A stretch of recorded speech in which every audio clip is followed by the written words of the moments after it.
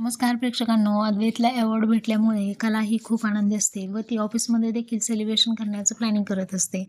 ऑफिसमधील एक स्टाफ म्हणजे प्रिया हिच्यासोबत तिचं डिस्कशन सुरू असतं की आपण असं प्लॅनिंग करूयात, डेकोरेशन वगैरे सर्व छान पद्धतीने अरेंजमेंट करूयात असं ती त्या प्रीतीला बोलत असते व हे सर्व बोलणं नैना झोरून ऐकत असते. कला म्हणते की हे सर्व प्लॅनिंग आपण अद्वैत सणांसाठी सरप्राईज आहे, तर तुम्ही सर्वांनी काळजी घ्या आणि यातील काहीच सणांना समजू देऊ नका. मग असं म्हणून थँक्यू म्हणून ती प्रियाचा फोन ठेवते. तर नैना मनातल्या मनात म्हणते की इकडे हिचं प्लॅनिंग सुरू आहे, तर हिचं जर प्लॅनिंग सुरू असेल तर मलाही प्लॅनिंग करायला हवं आहे. आपल्याकडे आयडियाची कमी नाही. कलाने अद्वैतसाठी हाताने बुके करायला घेते. फुलं वगैरे सर्व तिने ऑलरेडी अरेंज केलेले असतात. ते पाहून नैना म्हणते की भलतंच प्रेम उतू चाललंय वाटतं हिचं. कला बुके तयार करून आरशासमोर येऊन म्हणते की अभिनंदन चांदेकर, एवढा स्वतःहून बुके तयार केलाय, एवढंच ठीक आहे ना, स्वतःहून द्यायची गरज नाही ना.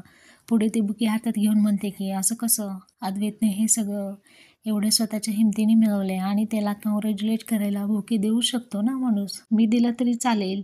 पुढे ती म्हणते की नको, आईचा गैरसमज, ऑलरेडी आईचा गैरसमज झाला आहे, तसा चांदेकरनी गैरसमज करून घेतला तर नाही नाही, नको नको. तसे मी समोरूनच बुके दिल्यावर ह्याने भाव खाल्ला म्हणजे त्यापेक्षा तो तयार व्हायला इथेच टेबलापाशी येईल ना, मग इथेच ठेवते. असं म्हणून ती तो बुके टेबलापाशी ठेवते. तर नैना हे सर्व बोलणं ऐकत असते आणि कला रूमच्या बाहेर निघून जाते. कला गेल्यानंतर नैना रूममध्ये लगेच येते आणि तो बुके हातात घेऊन म्हणते की वाव, पण कला तुझा हा बुके चांदेकरपर्यंत पोचला तर त्याला समजेल ना की तू त्याच्याकरता एवढं बुके वगैरे बनवला आहे, एवढं सेलिब्रेशनचं प्लॅनिंग करत आहेस. मूर्ख कला, असं ती म्हणते. जाम पोपट होणार आहे हा तुझा.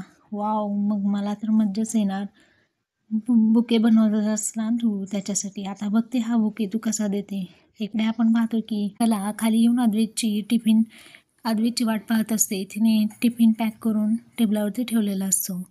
मग तिने केकचीही तयारी केलेली असते. इतक्यात अद्वैत खाली येतो, पण अद्वैत तिच्याकडे न बघता घाईघाईने डबा घेऊन निघून जातो. बिचारी कला मात्र तिला बुके आवडला का नाही किंवा कसा होता, थँक्यू असं असं म्हणेल या विचारामध्ये ती त्याची वाट पाहत असते. तर अद्वैत गेलेला असतो. ती म्हणते चांदेकर काहीच का बोलला नाही, रोजच्यासारखं तिरसटसारखं वागतोच, आजही तसंच वागला, आजही निघून गेला. निदान एवढं तरी म्हणायचं, फुलांचा गुच्छ छान होता, तूच बनवलास का, थँक्यू एवढं जरी बोलला असता ना तरी चाललं असतं. हे सर्व विचार तिच्या मनात येतात.